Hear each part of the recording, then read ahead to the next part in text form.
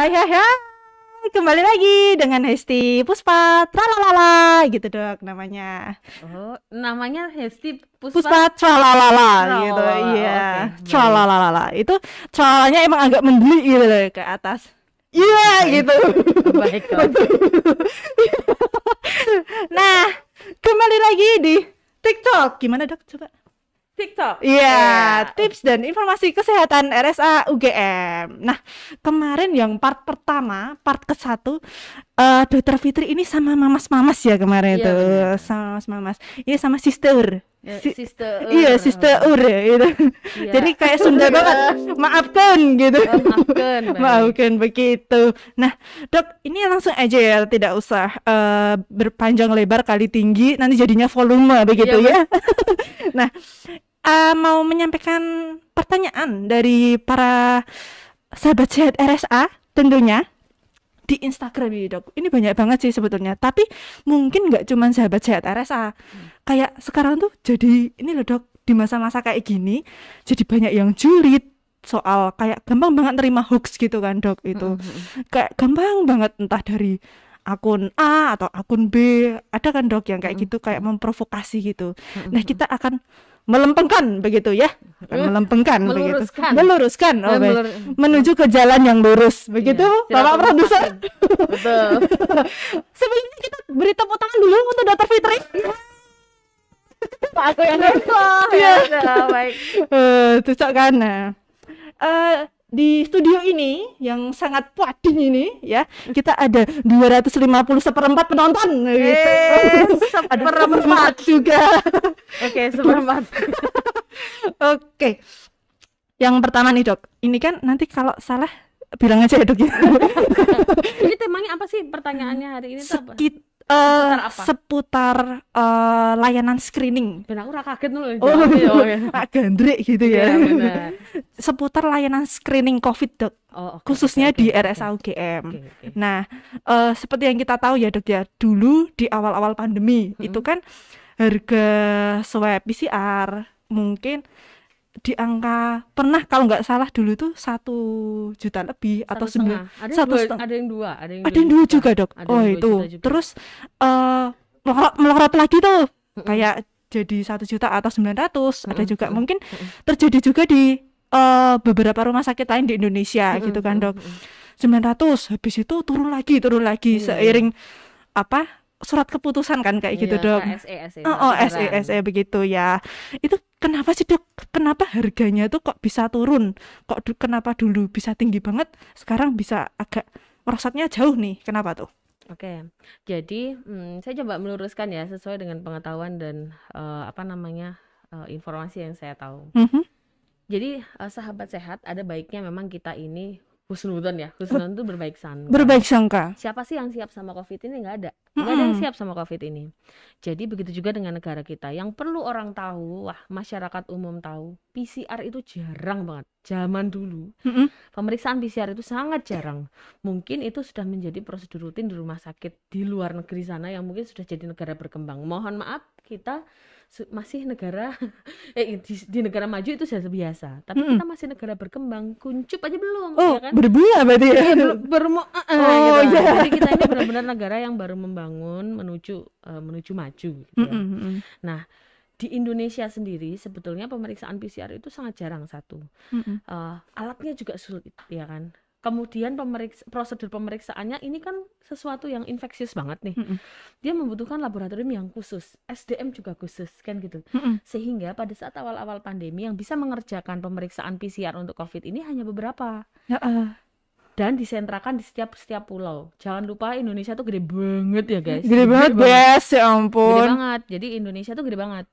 Bisa dibayangkan dalam satu pulau itu hanya mungkin 1-2 laboratorium yang ditunjuk dan bisa mengeluarkan hasil yang sahih. Saya bilang hasil yang sahih. Kenapa? Semua bisa menyelenggarakan PCR kok, tapi kemudian apakah hasilnya itu bisa dipertanggungjawabkan atau tidak? Nah, itu kan sebetulnya membutuhkan kredibilitas dari sebuah institusi. Which is nggak semua institusi kredibel dong, benar nggak? Sekarang banyak sekali bermunculan di mana-mana tempat swab dan lain sebagainya. Kalau saya boleh jujur ya, swab yang pada saat awal-awal dulu ya, yang ditunjukkan artis-artis itu kan mereka pada menunjukkan ketika mereka melakukan swab. Iya. Nanti kita bahas, ada pertanyaan yang tadi kalau ada pertanyaan yang kalau nggak salah udah pernah ditanyakan sama netizen juga, kenapa sih nge-swabnya sampai dalam banget? Nah, itu ada teorinya. Jadi padahal yang ditunjukkan di TV-TV ya, yang ditunjukkan di di platform-platform online itu kebanyakan mereka nge-swabnya itu kayak jujur nggak kurang betul gitu prosedurnya. Kalau kurang betul efeknya apa? Hasilnya tidak bisa dipertanggungjawabkan. Kalau hasilnya tidak dipertanggungjawabkan kan yuk ngopo dok kan gitu. Bisa dibayangkan apabila saya mengeswab Mbak Hesti, prosedurnya salah, hasilnya negatif, padahal sebetulnya Mbak Hesti ini positif. Kemudian dia bepergian, dia kira-kira nularin sama orang nggak? Bisa jadi dari ketularan Mbak Hesti ada orang yang meninggal, ada orang yang menderita karena itu, dan banyak, nggak cuma 1-2. Itulah kenapa pada saat awal dulu tuh hanya beberapa lab yang kredibel saja yang bisa mengerjakan. Bayangkan apabila kita melakukan pemeriksaan yang kredibel tuh hanya bisa di Jakarta. Maka contoh nih misalnya ada daerah terpencil di Jawa Barat harus ngirim sampel ke Jakarta. Butuh duit bensin kagak? Butuh duit buat SDM nganter kagak? Kira-kira packingnya seperti apa? Sehingga itu yang membebani pembiayaan tuh jadi besar. Apalagi zaman dulu itu kalau nggak salah di beberapa rumah sakit di Jogja ada yang harganya itu cukup fantastis sampai 2 jutaan dengan catatan bisa one day loh, bisa cepat loh gitu ya. Itu kayak jadi iming-iming ya dok ya. Betul, bisa dibayangkan dulu itu pemeriksaan laboratorium khusus PCR itu di Jawa sendiri, di Jawa Tengah, Jogja Jawa Tengah itu tuh kayak bottleneck, bener-bener lama banget, sampai 2 minggu hasilnya. Sempat yang sampai 2 minggu, sempat yang sampai berhari-hari gitu ya. Bahkan RSA dulu sempat yang kita, kalau sekarang kan kita udah one day ya, same day kan. Kalau zaman dulu kan kita masih lama banget tuh, bisa sampai 3-5 hari. Dan di awal-awal pandemi juga pemerintah itu meminta pemeriksaan PCR plus genome sequencing. Genome sequencing iki asal mulanya sekarang dia kayak gitu, itu sekalian dilihat. Sehingga itu memperlama. Satu, itu memperlama. Yang kedua, jelas biayanya lebih besar. Kemudian semakin kesini, semakin banyak laboratorium yang sudah mulai siap. Pemerintah pasti mempush. Akhirnya kita mengimpor sedikit demi sedikit PCR, alatnya, reagennya, SDM-nya dilatih gitu ya. Iya, betul. Akhirnya jadi bisa merata. Ketika semuanya sudah merata, kita jadi bisa menyelenggarakan di banyak tempat. Otomatis dia jadi menurunkan harga. Oke. Jadi ojo suudon ya guys. Iya, jangan suudon dong. Jangan suudon. Kalau katanya anak gaul overthinking gitu. Tapi wajar sih, wajar. Itu berarti kalian masih mikir guys. Nah, berarti peduli ya dok ya sebetulnya. Kan? Berusaha untuk melindungi. Melindungi dong. Nah, itu soal harga ya dok, berubah-ubah gitu. Nah, mungkin ada juga yang tanya-tanya nih dok, kenapa harga PCR sama harga antigen nih, kita bahas antigen juga sekarang, itu berbeda dan keluar hasilnya pun berbeda. Kenapa lebih cepat antigen, kenapa lebih lama PCR gitu, gimana dok? Rapid test kan beda, yang satu rapid test cepet ini gitu. Yang satu PCR itu benar-benar kalau mata kali satu butuh waktu lama. Takes time around 3 jam sampai 5 jam kalau PCR. Tapi jelas kualitasnya berbeda. Sampai saat ini yang masih menjadi gold standar adalah PCR. Pemeriksaan PCR adalah gold standarnya. Jadi mau sahabat sehat harus tahu ini. Gila. Serius. Jadi sahabat sehat harus tahu ini. Banyak sekali kami temui pasien-pasien yang datang dengan klinis sangat COVID, bengek-bengek banget gitu ya, sesek banget gitu ya. Hasil pemeriksaan antigennya negatif. Begitu juga dengan hasil pemeriksaan PCR-nya negatif. Maka kami di Rumah Sakit UGM, kami tidak hanya memperdulikan positif atau negatifnya sahabat sehat saja, tapi kami juga memperhatikan klinis rekan-rekan semua ya. Jadi klinis sahabat sehat. Jadi kalau misalnya ternyata hasil pemeriksaannya negatif tapi kok klinisnya tetap mencurigakan, kita tetap melakukan pengawasan dan perawatan sesuai dengan standar isolasi. Bukan kemudian diisolir atau gimana, itu bukan. Standar isolasi itu justru lebih tinggi daripada standar yang biasa. Jadi perawatan di ruang isolasi lebih terpantau, lebih terdeteksi dininya, kita lebih awas gitu ya daripada di ruang biasa. Jadi sebetulnya dengan kita merawat orang-orang yang dicurigai COVID walaupun masih belum hasilnya positif ya, itu sebenarnya that's the best we can do to our patient. Gitu. Camkan itu ya, pemirsa. Sedikit-sedikit bahasa Inggris sedikit ya. Iya. Gitu. Keren. Jadi beda ya, kalau antigen itu dia sensitivitas dan spesifisitasnya pun beda. Antigen itu dia kalau misalnya negatif dia bisa negatif palsu, tapi kalau positif banget. Kalau PCR dia lebih sensitif banget, jadi gampang sekali kalau memang ternyata positif tuh benar-benar positif. Kalau negatif tuh ya kemungkinan negatifnya dikit banget. Oke, baiklah. Nah, ngomong tadi kan ada PCR, ada antigen, sama beberapa waktu yang lalu Dok, kalau nggak salah di awal tahun 2021 ini nih, itu kayak gencar banget gitu loh Dok, Genus. Genus. Nah, Genus itu kan awal-awalnya di RSA ini tuh bener-bener diserbu banget kan Dok dulu itu. Sampai kunjungannya tuh ada dibagi-bagi gitu loh Dok dulu itu. Nah, kenapa kok sekarang nggak ada Dok? Itu terjadi di RSA UGM aja ataukah di tempat lain juga? Nah, jadi sahabat sehat perlu tahu bahwa yang namanya pemeriksaan genus itu dulu dia memang dikembangkan oleh pemerintah. Ini adalah penelitiannya rumah sakit, penelitiannya UGM, kemudian ternyata diakui, kemudian dikembangkan oleh pemerintah, dijadikan sebagai alat yang membantu proses screening, terutama di KAI. Jadi di semua gerbang kereta Indonesia, lah istilahnya kayak gitu. Nah, cuman pada saat awal-awal dulu harus diketahui bahwa dia murah ya. Dia betul. Cepat ya kan. Dia murah, cepat, bisa dilakukan di mana saja, tidak memerlukan SDM terlatih yang banget gitu. Jadi tidak harus selalu tenaga medis. Nah, pemeriksaan genus ini sama seperti PCR sama antigen. Dulu hanya KAI, RSA, Sarjito yang bisa. Kemudian kita kita mengerjakan itu. Dan memang sampai antriannya banyak banget gitu kan. Ngeri Dok waktu itu. Ngeri banget. Cuman kalau mungkin sahabat sehat bisa keliling-keliling Jogja gitu ya, iseng-iseng manja gitu, silahkan lihat kanan kiri, lihat hotel-hotel itu kebanyakan mereka sudah menerapkan punya genus satu-satu. Ya, kalau mereka punya genus ngapain kita ngurusin genus juga, karena sebetulnya rumah sakit seharusnya berfokus pada pelayanan yang advance. Jadi kalau ternyata genus itu kan bisa dikerjakan oleh orang yang awam ya. Jadi orang yang memang yang penting dia memenuhi syarat protokol kesehatan tertentu. Jadi kami rumah sakit UGM begitu genus ini sudah bisa disebar di mana-mana, semua hotel-hotel pada punya atau tempat-tempat banyak yang punya, ya kita fokus sama yang lain, karena sebetulnya setiap institusi punya peran masing-masing dalam menangani pandemi. Rumah sakit UGM ketika genusnya sudah mulai aman nih, bisa di mana-mana, kami fokus sama vaksinasi. Ya, lupa kan? Kita fokus sama vaksinasi. Jadi kita akhirnya harus buka polivaksin. SDM-nya terbatas.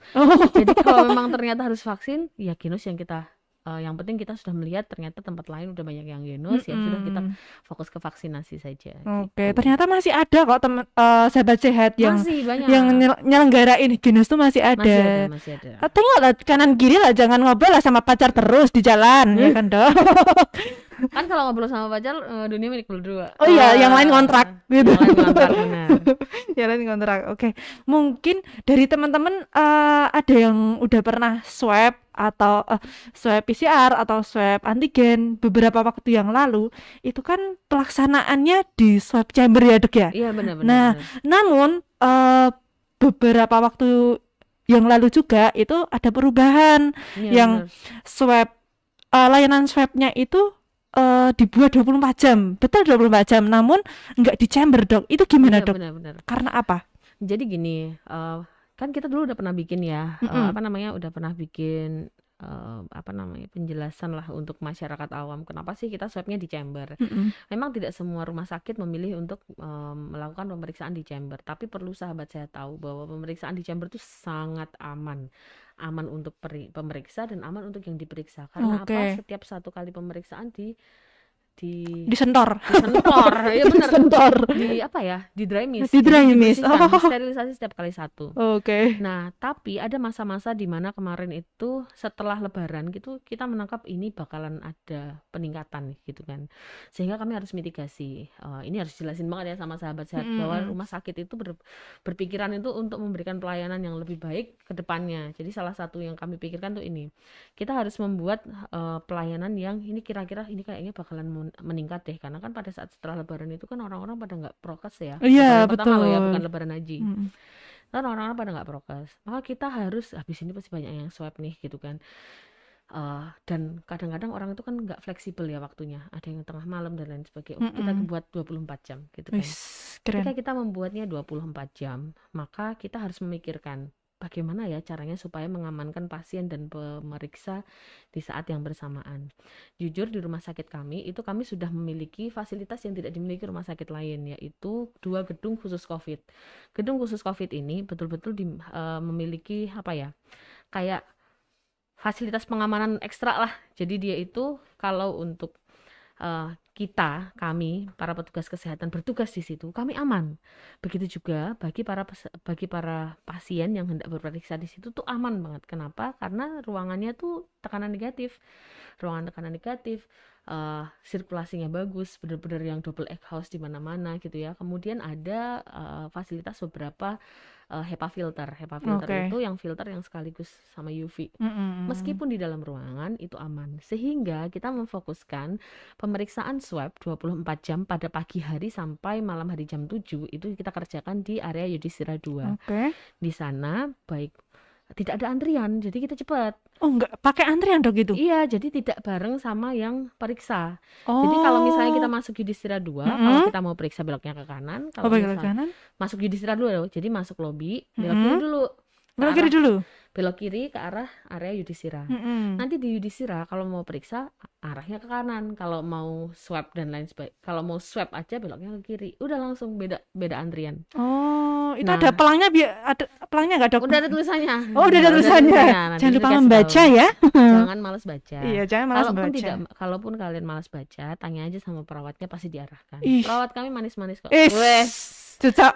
Gitu. Jadi nanti terus langsung periksa di situ. Nah, kalau yang di chamber itu kita taruh di IGD. Oh, di IGD. Teman-teman pasti tahu kemarin sempat IGD itu di mana-mana loh, tidak hanya di RSA.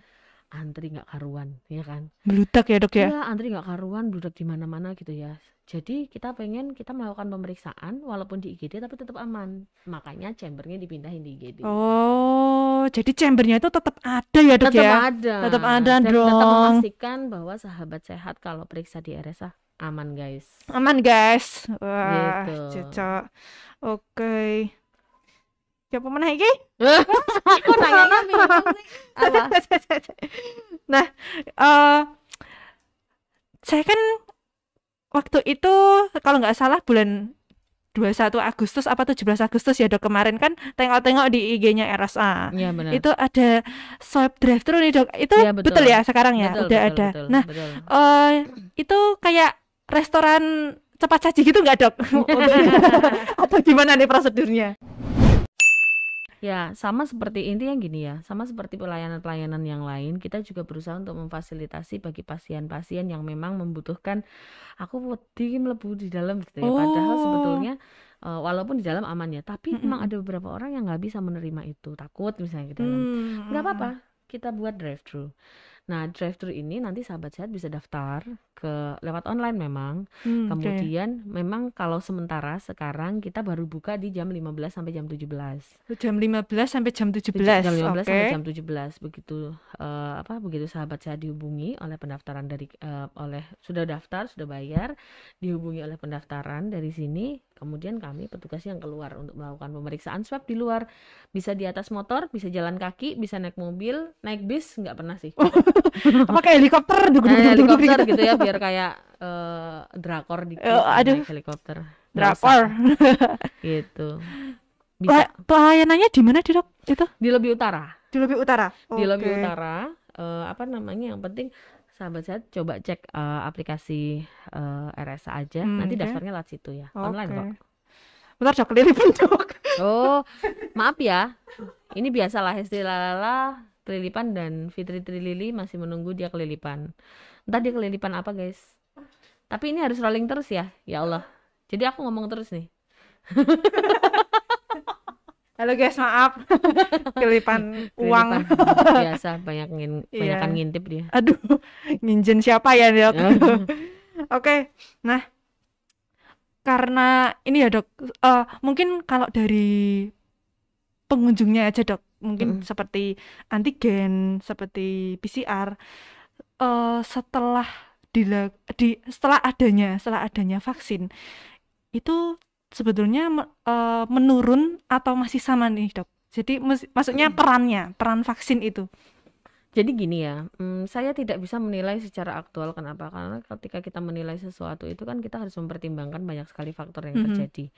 Saya nggak bisa, kalau ditanya sekarang vaksinasi meningkat, jelas tajam ya, di mana-mana. Why? Karena orang-orang pengen ngebet ke mall. Oh, ke mall. Iya, pengen ngebet ke mall, pengen ngebet jalan-jalan, bukan karena takut. Saya heran banget deh, sumpah. Terus jujur ini adalah pertanyaan-pertanyaan yang kami tanyakan dan kami lontarkan kepada para pasien kami. Ternyata memang sejujur itu jawabannya, selugas itu. Kemudian vaksinasi meningkat. Kemudian pemeriksaan swab turun.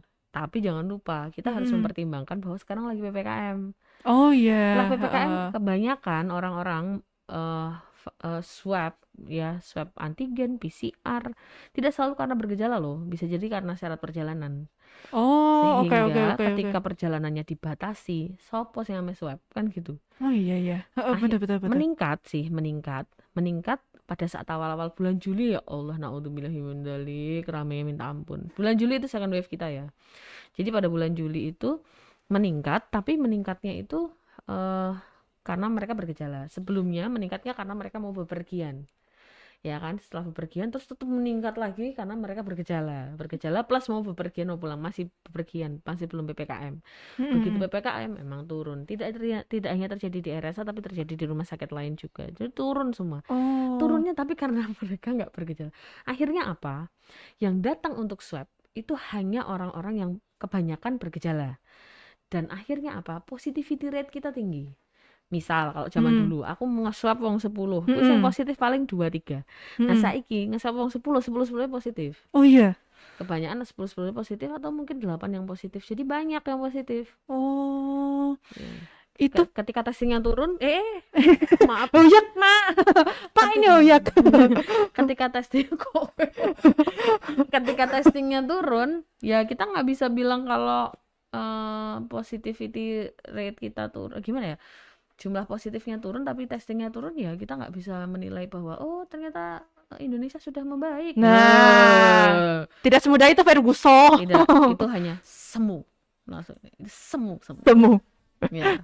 Kita lebih baik berpikir bahwa itu semu daripada kita berpikir bahwa itu betul-betul terjadi dan melonggarkan prokes kita. Oke? Betul. Terus ada Dok yang lah aku wis vaksin lah kan aku iso kendo nih prokesnya. Wah, gitu. Wah, banyak ya. Banyak ternyata. Bahkan yang selesai COVID kan mereka merasa saya kok udah pernah kena COVID jadi saya nggak bisa kena lagi. Oh, salah. Ada pasien-pasien yang terkena sampai 2-3 kali, dan ketika terkena yang kedua dan ketiga harus dipahami bahwa COVID pertama kali mengenai tubuh kita tuh mengenai tubuh kita yang sehat. Ketika COVID mengenai kita yang kedua, ketiga dan selanjutnya, dia mengenai tubuh yang udah pernah sakit, otomatis imbasnya akan lebih besar. Jadi gejalanya lebih berat, kemudian badan yang ditinggalkan pasca COVID kedua ketiga jelas lebih lemah gitu ya. Jadi nggak usah deh kalau kalian tuh nggak lihat posisi pasien COVID itu kayak apa. Ngeselin banget ya, kasihan betul. Bener-bener orang yang nggak bisa napas, orang yang nggak bisa megap-megap, aduh. Jangan ya. Jadi kalau sudah vaksin tidak mencegah COVID. Vaksin tidak membuat tubuh kita tidak bisa terkena COVID. Dia hanya membuat tubuh kita siaga. Oke. Nah, karena banyak ada beberapa sih, Dok, saya pernah baca di IG atau di mana gitu. Lah aku kan kalau misalnya udah kena COVID 1 kali, berarti kan antibodiku kalau udah sembuh udah kebentuk tuh, aku nggak akan kena COVID yang kedua gitu. Nggak selalu. Bahkan setelah kena COVID pun setelah kena COVID pun orang itu bisa jadi tidak memiliki daya tahan tubuh yang baik, tergantung daya tahan tubuhnya.